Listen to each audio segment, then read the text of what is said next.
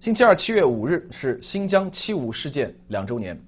北京依然采取高压的姿态。流亡的维族人组织世界维吾尔代表大会发言人说呢，北京不仅继续掩盖事件的真相，还不断的抓捕打压意见的新疆人士。他向北京发出警告，真相一天没有被公开，他们将持续的进行抗议行动。7·5前夕，新疆各地及首府乌鲁木齐已经草木皆兵，严防突发事件。据新华网星期一报道，乌鲁木齐警方展开所谓的清网行动，抓捕了109人。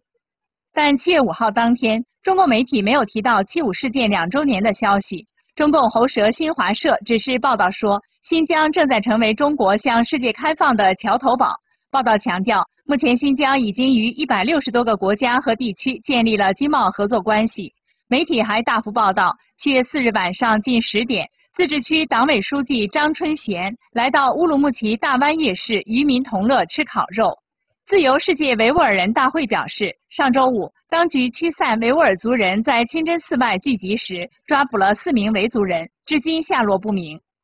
7·5 2周年来，中国政府根本就没有改变在当地所推行的系统性的这种迫害政策和这迫害和镇压政策。我们从不同的管道获得的各种不同的信息，死亡、失踪、囚禁、被处决的这些人数呢，都高出中国政府所公布的数倍。7·5事件的导火线是2009年6月底发生的广东韶关旭日玩具厂群体斗殴事件中，有2名维吾尔族人身亡。同年7月5号，新疆首府乌鲁木齐爆发大规模的维汉民族暴力冲突。据中国媒体的报道，冲突导致近200人死亡，1700多人受伤。过后，中共当局以挑唆骚乱罪名处决了9人，数以百计的人被监禁。而维吾尔人7·5 2年